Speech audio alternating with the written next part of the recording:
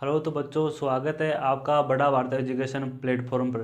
तो देखिए, आज हम साइंस के चैप्टर 8 नंबर के अभ्यास प्रश्न करेंगे 1 से लेकर 10 तक। जो चैप्टर के अंत में दे रखे हैं उनको, ठीक है। 1 से लेकर 10 तक हम एक एक को उनको सॉल्यूशन करते हैं। देखिए, सबसे पहला प्रश्न बोर्ड पर आपके सामने है। देखिए, पहले प्रश्न को हम पढ़ते हैं कि एक एथलीट वर्तीय रास्ते, अर्थात एथलीट क्या होता है? जो रेसिंग करता है, दौड़ लगाता है, वो क्या कर रहा है? एक वर्तीय रास्ते पर गति कर रहा है, ठीक है। एक एथलीट वर्तीय रास्ते जिसका व्यास 200 मीटर है। देखिए, व्यास क्या होता है? यहाँ से लेकर तो यहाँ तक तो दूरी होती है, वो होती है व्यास, जिसका व्यास है 200 मीटर है, का एक चक्कर 40 सेकंड में लगाता है। का ये एक चक्कर 40 सेकंड में लगाता है भाई, 40 सेकंड में लगाता है। तो 2 मिनट 20 सेकंड के बाद वह कितनी दूरी तय करेगा और उसका विस्थापन क्या होगा? आपको पूछा है कि 2 मिनट 20 सेकंड के बाद वह कितनी दूरी तय करेगा और उसका विस्थापन क्या होगा। तो देखिए, वह एक एथलीट है। मानो यहाँ से वो गति करना प्रारंभ कर रहा है और इसके एक चक्कर लगाता है वो 40 सेकंड में, ठीक है। आपको पूछा है कि 2 मिनट 20 सेकंड में वह कितना चक्कर लगाएगा। तो देखिए, इसमें सेकंड हमने गिनेंगे इसमें। तो 1 2 गुणा 60 प्लस 20, तो कुल सेकंड हो जाएगी वो 140 हो जाएंगी, ठीक है। अब देखिए, एक चक्कर है वो 40 सेकंड में लगा रहा है, ठीक है। तो 140 सेकंड में कितने चक्कर लगाएगा? तो हम इसको 40 से भाग कर देंगे, तो हमारे पास जो आएगा वो आएगा 7 2, तो आएगा 3.5, अर्थात वो 3 चक्कर पूरा कर देगा और चौथा चक्कर वो आधा ही काटेगा यहाँ तक, ठीक है। इसी प्रकार वो इतने टाइम में 2 मिनट 20 सेकंड में वो 3.5 चक्कर निकालेगा इस वर्तीय पथ के, ठीक है। तो हमने यहाँ पर चक्कर काउंट कर लिए 2 मिनट 20 सेकंड में, ठीक है। अब वह पूछा है कि वह कितनी दूरी तय करेगा इस टाइम पर। तो हमने पता कर लिया कि वह इस टाइम पर 3.5 चक्कर निकालेगा, ठीक है। अब देखिए, हम एक चक्कर में दूरी याद करेंगे। एक चक्कर में दूरी, तो देखिए, जो वर्ग की परिधि होती है वो होती है 2πr। जो परिधि होती है वही इस रास्ते की दूरी बताती है, ठीक है, 2πr, ठीक है। ये एक चक्कर में दूरी है भाई, 2πr। अब देखिए, 2 पाई का मान 3.14, और देखिए इसका जो व्यास है इस वर्ग का वो है 200 मीटर। और आप सब जानते हैं कि व्यास की आधी क्या होती है भाई? त्रिज्या, ठीक है। वो त्रिज्या हो जाएगी इसकी 100 मीटर, इसकी त्रिज्या हो जाएगी 100 मीटर। जब हम इसको इससे गुणा करेंगे और इस पूरे को सोल्व करेंगे तो हमारे पास आएगा 628 मीटर, ठीक है। अर्थात वो एक चक्कर में 628 मीटर दूरी तय करेगा, एक चक्कर में 628 मीटर दूरी तय करेगा। अब पूछा है उसने कि वो इतने टाइम पर इतने समय में इतने चक्कर निकाला, अर्थात 3.5 चक्कर निकाला वो 2 मिनट 20 सेकंड में। तो हम एक चक्कर में दूरी इतनी चली, तो 3.5 चक्कर में कितने चलेगा? तो हम इसको जब 3.5 से गुणा करेंगे, 3.5 से गुणा करेंगे, तब हमारे पास जो आएगा वो समथिंग 2200 के करीब आएगा, समथिंग वो 2200 मीटर के करीब आएगा। तो हमें पता चल गया कि वो दूरी तय करेगा कुल, वो करेगा 2200 मीटर, ठीक है। 2200 मीटर दूरी तय करेगा। अब दूसरा प्रश्न है इसमें कि उसका विस्थापन क्या होगा। एक्चुअली में देखिए, ये यहाँ से गति करना प्रारंभ किया, एक चक्कर निकाला 40 सेकंड में, उसके बाद दूसरा चक्कर, इसके बाद तीसरा चक्कर, उसके बाद चौथा पूरा नहीं निकाला, चौथा चक्कर आधा ही रुक गया, वो यहाँ पर रुक गया, ठीक है। इसलिए तो 3.5 चक्कर निकाला। तो प्रारंभिक स्थिति ये हो गई और अंतिम स्थिति ये हो गई, और इन दोनों के बीच की दूरी होती है वो 200 मीटर है, ठीक है, क्योंकि ये इसका व्यास है और व्यास आपको दे रखा है 200 मीटर है। एक्चुअली में तो विस्थापन क्या होता है? प्रारंभिक बिंदु और अंतिम बिंदु के बीच में जो न्यूनतम दूरी होती है वही होती है विस्थापन। तो प्रारंभिक बिंदु ये है और अंतिम बिंदु ये, इन दोनों के जो बीच की दूरी है वो है 200 मीटर। तो इसका जो विस्थापन आएगा वो आ जाएगा 200 मीटर, और दूरी आ जाएगी वो 2200 मीटर, ठीक है। पहले इसमें दे रखा कि 40 एक चक्कर 40 सेकंड में लगा रहा है, ठीक है। तो 2 मिनट 20 सेकंड में कितने चक्कर लगाएगा वो हमने ज्ञात कर लिया, 3.5 चक्कर लगाएगा। और हमने पता लगा लिया कि इसकी जो परिधि होती है वो 2πr होती है, वो एक चक्कर में चली दूरी को बताती है। तो एक चक्कर में दूरी है 628, 3.5 चक्कर काट रहा है, तो इसको 3.5 से गुणा कर देंगे, तो जो दूरी आएगी वो आएगी 2200 मीटर, और विस्थापन आएगा दो बिंदुओं के मध्य न्यूनतम दूरी वो आएगी 200 मीटर। तो ये हमारा पहला प्रश्न। इसके बाद हम बात करते हैं सेकंड प्रश्न की। अब देखिए सेकंड क्वेश्चन। देखिए सबसे पहले हम सेकंड क्वेश्चन को पढ़ते हैं। देखिए तो 300 मीटर रास्ते था 300 मीटर सीधे रास्ते पर जोसेफ जॉगिंग करता हुआ 2 मिनट 50 सेकंड में एक सिरे ए से दूसरे सिरे बी तक पहुंचता है, ठीक है। और घूमकर 1 मिनट में 100 मीटर पीछे बिंदु सी पर पहुंचता है। तो जोसेफ की औसत चाल व औसत वेग ज्ञात कीजिए। तो देखिए ये तो है प्रश्न। अब इस प्रश्न को हम समझते हैं कि जोसेफ है वो ए बिंदु से चलना प्रारंभ किया और वो बी बिंदु तक जाता है। ए बिंदु से चलना प्रारंभ किया और बिंदु बी तक जाता है, और उसने जो दूरी तय की है वो 300 मीटर तय किया है। और जो इसको यहाँ से यहाँ तक जाने में जो समय लगा है वो लगा है 2 मिनट 50 सेकंड।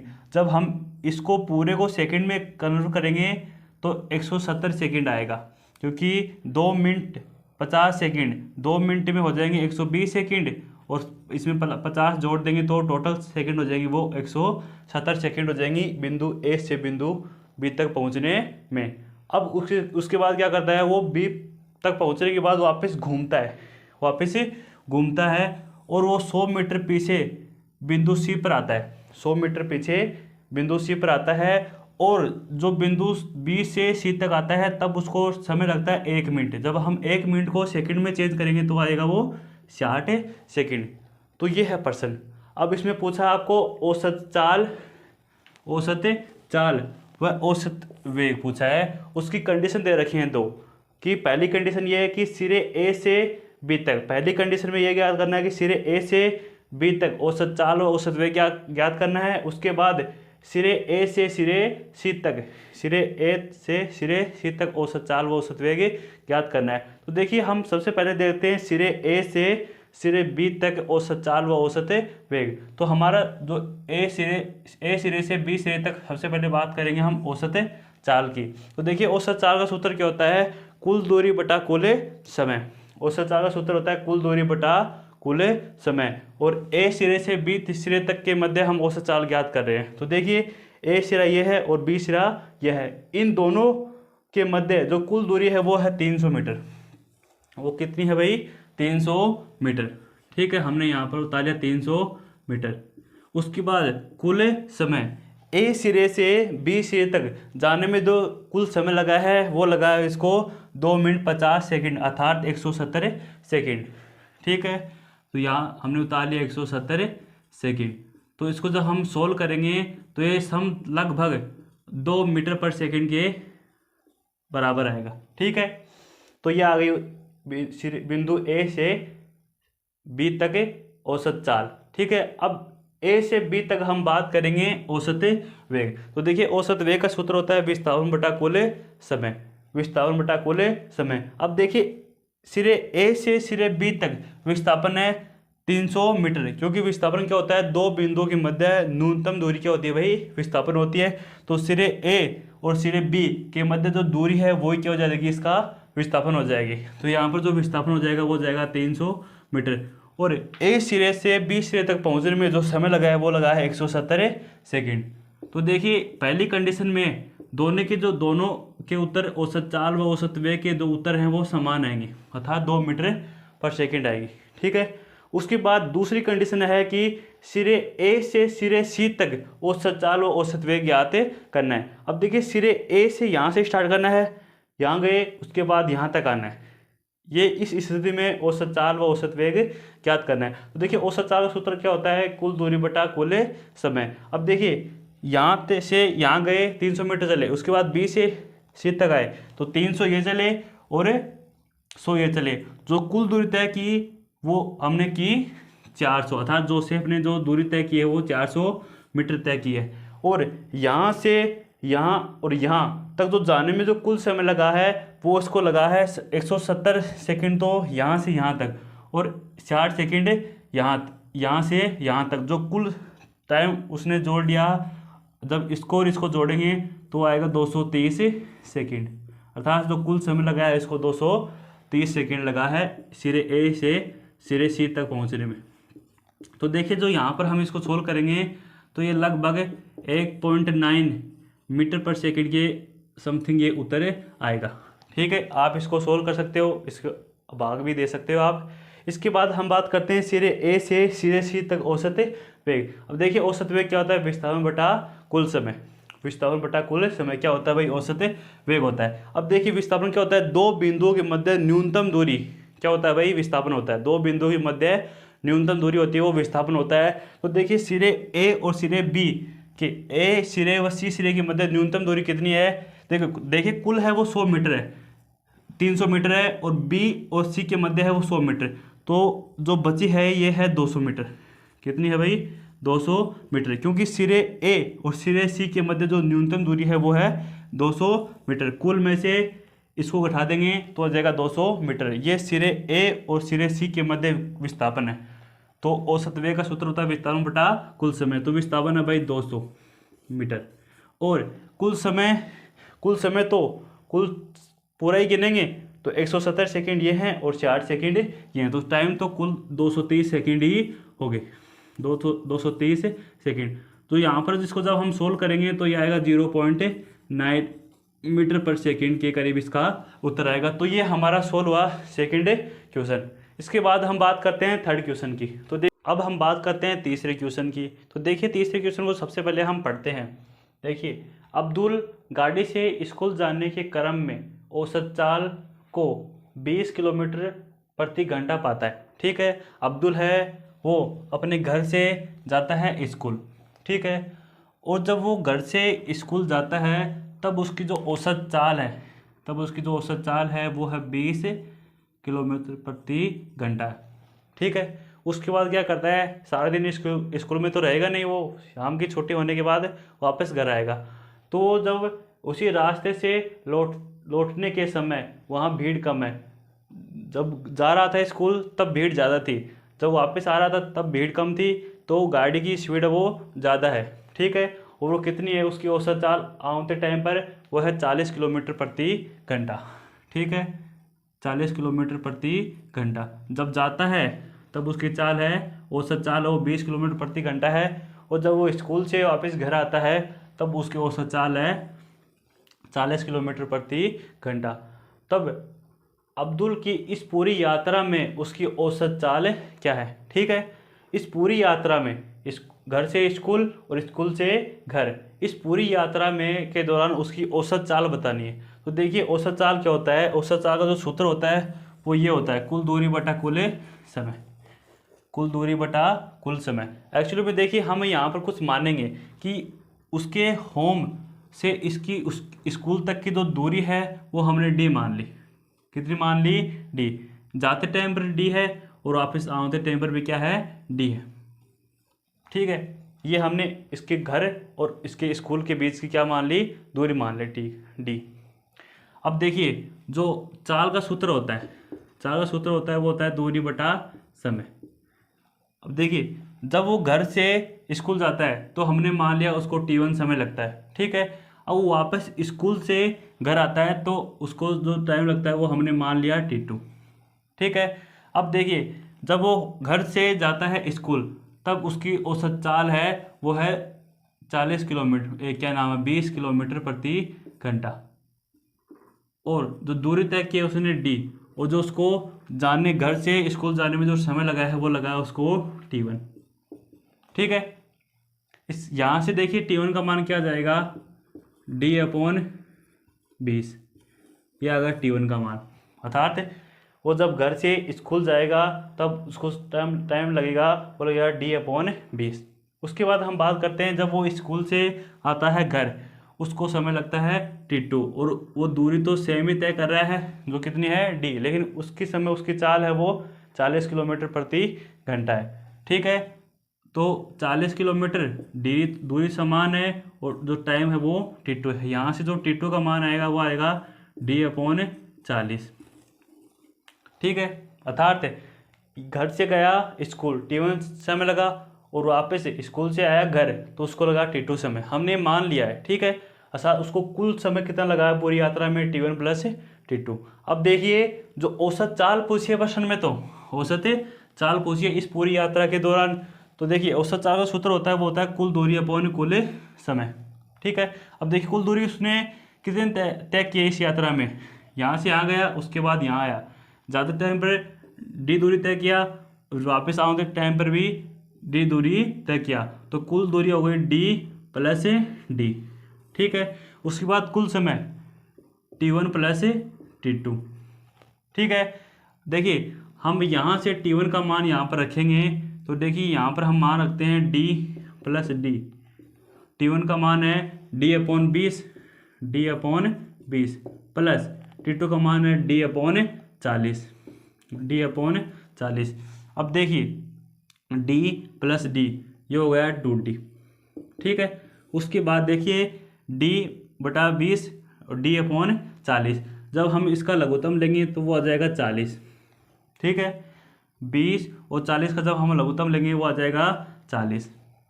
ठीक है। अब देखिए 40 में 20 का भाग दोगे तो आ जाएगा 2। ठीक है। उसके बाद यहाँ पर 40 को पहले इसको भाग करो, इस 40 में ऊपर का 40 का भाग दोगे तब आएगा 1, और इस 1 को गुणा करोगे D से तो आएगा D। यहाँ पर भी हमने ये किया है, तो 40 है इसमें भाग दिया है 20 का। ठीक है। तो 40 लघुत्तम है इसमें भाग दिया है 20 का, अब आया है यहाँ पर 2। अब इस 2 को D से गुणा किया तो आया 2D। ठीक है। अब इसको आगे हम सोल्व करते हैं, तो देखिए क्या प्राप्त होगा हमारे पास। देखते जाइए एक बार धैर्य के साथ, 100% ये समझ में आ जाएगा। देखिए यहाँ पर 2D है 2D, और ये 2D + D हो जाएगा 3D। नीचे क्या है भाई 40। देखिए हम इसको यहाँ पर ले जा सकते हैं, इसको हम यहाँ पर ले जा सकते हैं, ये D से D कैंसिल हो जाएगा, और ये 80/2 को 40 से गुणा करोगे 80, नीचे आ जाएगा 3। जब इसको सोल्व करोगे तो लगभग 26 किलोमीटर प्रति घंटा 26 किलोमीटर प्रति घंटा इसकी आ जाएगी औसत चाल आ जाएगी। तो देखिए इसमें कुछ नहीं किया, इसमें प्रश्न में यह है कि अब्दुल गाड़ी से स्कूल जाने के क्रम में औसत चाल वो 20 किलोमीटर है। हमने दूरी मान ली स्कूल से, क्या नाम है, होम से स्कूल तक D, और उसको टाइम लगाया वो T में लगाया। स्कूल से वापस आता है 40 किलोमीटर प्रति घंटा की चाल से, और दूरी तो सेम ही है, उसको T1 जो समय लगाया है वो लगाया है T2। अब हम चाल के सूत्र से T1 और T2 समय ज्ञात कर लिया। ठीक है। उसके बाद औसत चाल का सूत्र होता है कुल दूरी अपॉन कुल समय। कुल दूरी D + D और कुल समय T1 + T2। जब T1 और T2 का हमने मान रख दिया, फिर इनको सोल्व करने के लिए लघुत्तम ले लेंगे, और फिर हमारे पास सूत्र आ जाएगा वो 26 किलोमीटर प्रति घंटा की औसत चाल से ये आएगा या जाएगा। अर्थात उसकी जो कुल औसत चाल होगी वो 26 किलोमीटर प्रति घंटा होगी। इसके बाद देखिए 4th क्वेश्चन के बाद हम बात करते हैं 4थे क्वेश्चन की। देखिए चौथा प्रश्न क्या है कि कोई मोटर बोट है, अर्थात कोई नाव है, वह झील में विरामावस्था से सरल रेखीय पथ पर 3 मीटर प्रति सेकंड स्क्वायर के नियत त्वरण से 8 सेकंड तक चलती है। कोई मोटर है वो रुकी हुई है किसी झील में, उसके बाद क्या करता है, उसको चलाने वाला इसको स्टार्ट करता है और एक सरल रेखीय पथ पर 3 मीटर पर सेकंड स्क्वायर के नियत त्वरण से 8 सेकंड तक चलती है। ठीक है। त्वरण का मान कितना है भाई 3 मीटर पर सेकंड स्क्वायर, और टाइम का मान है 8 सेकंड तक चलती है। यहाँ से स्टार्ट हुई और यहाँ तक वो चलती है। त्वरण का मान है 3 मीटर पर सेकंड स्क्वायर और समय है वो 8 सेकंड। ठीक है। इस समय अंतराल में मोटर बोट अर्थात नाव के द्वारा कितनी दूरी तय की, अर्थात ये कितना दूरी तय की ये ज्ञात करना है। तो देखिए हमारे पास गति के 3 समीकरण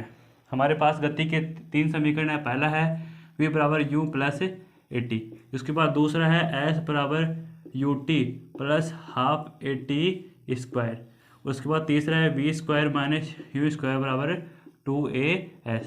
अब देखिए हमें इन तीनों में से एक समीकरण को लगाना है और उससे ये इसका आंसर निकलेगा। अब देखिए यहाँ पर जो मोटर है वो झील में विराम अवस्था से गति करती है, अर्थात जो इसका प्रारंभिक चाल है वो है 0। क्या है? 0, क्योंकि इस प्रारंभ में विराम अवस्था में थी, रुकी हुई थी, तो इसकी चाल हो जाएगी वो प्रारंभिक 0 हो जाएगी।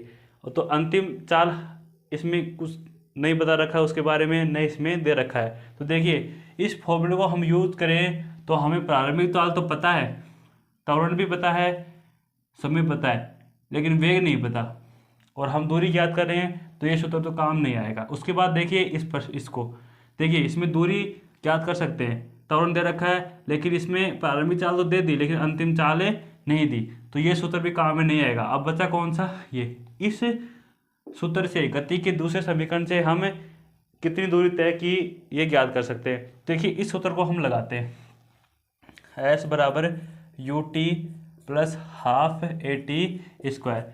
देखिए यहाँ पर चली गई दूरी है, ये जो यूँ है ये है प्रारंभिक चाल और ये है टाइम। अब देखिए इसमें प्रारंभिक चाल है वो 0 है, क्या भाई? 0, और टाइम कितना लगा है उसको? 8 सेकंड, प्लस 1/2 त्वरण है उसका 3, और टाइम है t का स्क्वायर, 8 का स्क्वायर करेंगे तो आएगा वो 64। ठीक है, जब इसको सोल्व करेंगे तो ये 0 आ जाएगा, प्लस ये हाफ 3 64, तो जब हम इसको सोल्व करेंगे तो 3 2 ये आ जाएगा 96 मीटर। अर्थात इस नाव के द्वारा जो चली गई दूरी आएगी वो आएगी 96 मीटर। इसके बाद देखिए 5वां प्रश्न, बाद हम बात करेंगे 5वें प्रश्न की। तो देखिए 5वें प्रश्न को हम सबसे पहले पढ़ते हैं। तो देखिए 5वां प्रश्न क्या है? किसी गाड़ी का चालक 52 किलोमीटर प्रति घंटा की गति से चल रही कार में ब्रेक लगाता है। कोई गाड़ी है वो 52 किलोमीटर प्रति घंटा की चाल से चल रही है, उसका जो चालक है उस पर ब्रेक लगाता है। ठीक है, कार विपरीत दिशा में एक समान दर से त्वरित होती है, अर्थात उसका जो त्वरण है वो विपरीत दिशा में लग रहा है। ठीक है, इसलिए वो रुक रही है। ठीक है, और वो 5 सेकंड में रुक जाती है। कितने सेकंड में रुक जाती है भाई? 5 सेकंड में वो रुक जाती है। और दूसरी कार है, उसका दूसरा चालक होगा, दूसरा चालक 30 किलोमीटर प्रति घंटा की गति से चलते हुई दूसरी कार पर धीमे धीमे ब्रेक लगाता है। कोई दूसरी कार है जिसकी स्पीड है 30 किलोमीटर प्रति घंटा, उस पर वो धीमे धीमे ब्रेक लगाता है। ठीक है, तथा 10 सेकंड में वह रुक जाती है। दूसरी कार है वो 10 सेकंड में रुके जाती है। दोनों कारों के लिए चाल और समय ग्राफ बनाइए और इनमें से कौन सी कार अधिक दूरी तय करेगी ये बताना है। तो देखिए 2 कार हैं, कार A और कार B। जो एक कार है उसकी स्पीड है 52 किलोमीटर प्रति घंटा, और दूसरी की चाल है वो है 30 किलोमीटर प्रति घंटा। ठीक है, इस पर ये ब्रेक लगाता है तो वो 5 सेकंड में रुक जाती है। t बराबर 5 सेकंड में उसका जो वेग हो जाता है वो 0 जाता है, अंतिम वेग, और इस कार का 10 सेकंड में वो रुक जाती है, अर्थात t बराबर 10 सेकंड में उसका जो वेग है वो 0 हो जाता है। तो दोनों कारों के लिए चाल और समय ग्राफ बनाना है। तो देखिए चाल और समय ग्राफ कैसे बनाते हैं। हम यहाँ पर बना रहे हैं चाल और समय के बीच में ग्राफ, इधर ले रहे हैं हम टाइम t, इधर ले रहे हैं हम चाल। यहाँ पर जो समय का अंतराल है वो 5 10, अर्थात मैक्सिमम है 10, तो हमने 2 4 अर्थात एक ही लेंगे यहाँ पर, 1 2 3 4 5 6 7 8 9 और 10। इसके बाद दो चाल है वो 10 20 30 40 50 और इधर हो गए 52, इधर है थोड़ा सा ऊपर है इसके 52 किलोमीटर। अब देखिए जो पहली कार है वो 52 किलोमीटर प्रति घंटा की चाल से चल रही है, उस पर ब्रेक लगाता है, वो 5 सेकंड में वो रुक जाती है। तो जब t बराबर 0 समय है तो उस समय उसकी जो चाल है वो 52 किलोमीटर प्रति घंटा है, और 5 सेकंड में उसकी चाल हो जाती है वो 0। तो देखिए जो ग्राफ आएगा वो इस प्रकार आएगा, अर्थात पहले t बराबर 0 समय पर चाल उसकी 52 थी, जैसे जैसे टाइम बढ़ा 5 सेकंड में उसकी चाल हो जाती है वो जीरो हो जाती है, क्योंकि इस पॉइंट पर चाल देखेंगे तो वो कितनी है भाई, 0 है। इसके बाद दूसरी कार है, वो 30 किलोमीटर प्रति घंटा की चाल से चल रही है, 30 किलोमीटर प्रति घंटा की चाल से चल रही है, ठीक है, और वो 10 सेकंड में रुक जाती है। कितने सेकंड में रुक जाती है, 10, अर्थात टी बराबर 0 समय पर उसकी चाल है वो 30 किलोमीटर प्रति घंटा है। जब ब्रेक लगाया तो 10 सेकंड में उसकी चाल हो जाती है वो 0 हो जाती है। इस पॉइंट पर जो चाल है वो 0 है। तो ये आ गया दोनों कारों का चाल और समय के बीच में ग्राफ, ठीक है। उसके बाद हम बात करते हैं कौन सी कार अधिक दूरी तय करेगी, कौन सी कार है वो अधिक दूरी तय करेगी। तो देखिए, जब चाल और समय के बीच में आपको ग्राफ दे और जब उनका आप क्षेत्रफल ज्ञात करोगे, उनका जब आप क्षेत्रफल ज्ञात करोगे तो दूरी को बताता है। किसको बताता है भाई, दूरी को। अब देखिए, एक आकृति यहाँ पर बन रही है, एक त्रिभुज बन रही है इस कंडीशन में, जो कि बी कार है जिसकी स्पीड है 30 किलोमीटर प्रति घंटा, और ये ए कार है जिसकी प्रारंभिक स्पीड है 52 किलोमीटर प्रति घंटा, जो ये दूसरा त्रिभुज बना रही है, ठीक है। एक त्रिभुज तो ये है और दूसरा ये है। अब हम ए वाली देखते हैं कंडीशन, ठीक है। अब देखिए, ये त्रिभुज है, इसका हम क्षेत्रफल ज्ञात करेंगे, वो दूरी को बताएगा, क्योंकि चाल और समय के बीच में जब आप क्षेत्रफल ज्ञात करोगे इन वक्रों के बीच का, तो वो क्या आएगा, दूरी को बताएगा। यहाँ पर देखिए त्रिभुज बन रही है, ये जो त्रिभुज का क्षेत्रफल होता है वो 1/2, आधार है 5 और 1/2 आधार गुणित ऊंचाई। ऊंचाई देखिए ये है इसकी ऊंचाई, यहाँ पर ये कितनी है भाई, 52, ठीक है। उसके बाद देखिए, इसको जब सोल्व करेंगे तो ये आएगा 2, 6 और जब 26 को 5 से गुणा करोगे तब आएगा 0, 3 और 10 और 130, ये आएगा। और उसके बाद देखिए, कार बी जिसकी प्रारंभिक जो चाल है वो है 30 किलोमीटर प्रति घंटा और वो 10 सेकंड में उसकी चाल हो जाती है 0। तो ये ग्राफ है दूसरी कार के लिए। तो इसका जब हम क्षेत्रफल ज्ञात करेंगे तो यही त्रिभुज है 1/2, आधार है इसका 10 और इसकी ऊंचाई है भाई 30, इसकी ऊंचाई है 30। अब देखिए, जब इसको सोल्व करेंगे तो 5, जब इसको आगे लिखेंगे तो आगे मतलब सोल्व करेंगे तो आएगा 150, ठीक है। अब देखिए, जो एक कार है वो 130 चलती है, 130 मीटर। अब देखिए, जो ये किलोमीटर में है प्रति घंटा है और ये सेकंड में, तो इसको मीटर पर सेकंड में आप बदल सकते हो, लेकिन जो आंसर आएगा वो एक ऊपला कम आएगा और निचला ज़्यादा आएगा, ठीक है। तो एक कार है वो 130 मीटर चलती है मानो, और जो बी कार है वो 150 मीटर चलती है। तो ज़्यादा दूरी किसके द्वारा तय हुई है, ज़्यादा दूरी तो बी कार के लिए तय हुई है, क्योंकि जो इसका चाल और समय के बीच में जो ग्राफ है उसका जो एरिया आ रहा है वो ज़्यादा आ रहा है ए की तुलना में, इसलिए जो ज़्यादा दूरी तय की है वो चाल जो कार है वो बी तय की है, ठीक है। ये हमारे 5 प्रश्न यहाँ पर कंप्लीट होते हैं। तो देखिए, इस वीडियो में हम इतने प्रश्न करेंगे, आगे के प्रश्न हम अगले वीडियो में करेंगे, जिसका लिंक आपको डिस्क्रिप्शन में दे दिया जाएगा।